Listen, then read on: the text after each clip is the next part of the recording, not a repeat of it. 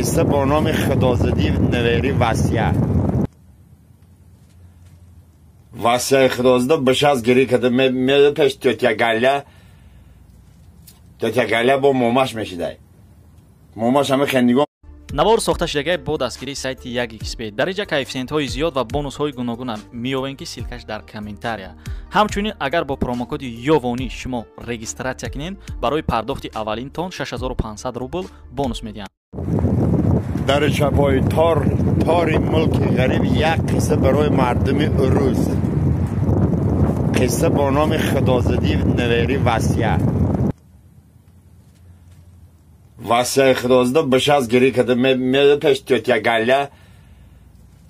تیتیگله با موماش میشیده موماش همه خندیگو میکنه وسیع خدازده یه مقام گری داره یه مقام علم داره میگه وسیع جان چوکت چه علم داری میگه مامان جان نمو چند دینه کماندیروف که آمد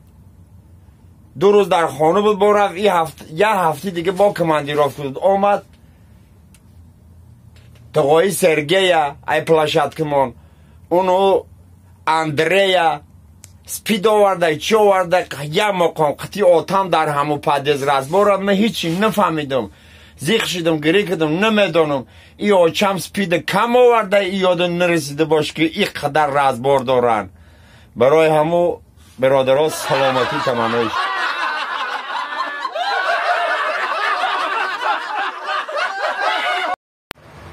یه سلام و یه پیغام در این صبح دم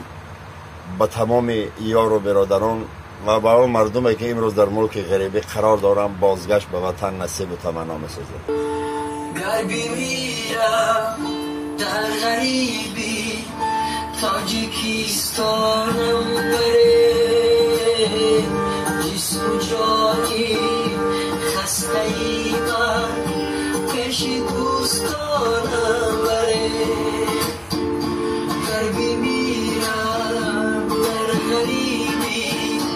تاجیکستانم بره جسم و جانی خسته‌ای من پیش دوستانم بره تا بیمانم بر سری تابوتی دوستی غریب با تنیزم تا بگشتم تاجیکستانم بره تا بیمانم بر سری تابوتی دوستی غریب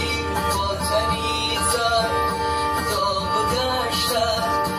تاجیکستانم بره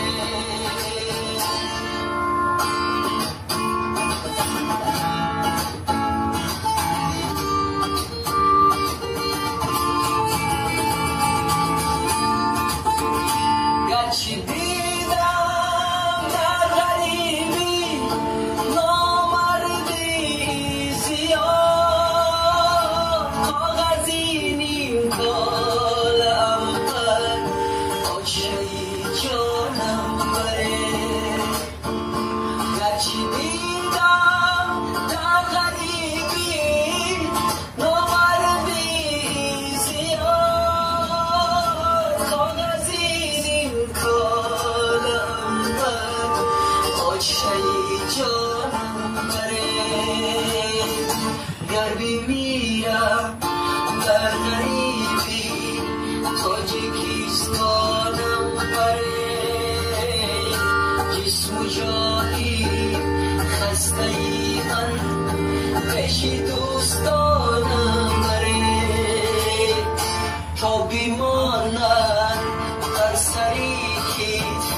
تابوتی دوستی غریب با تنیزم تا بگشتم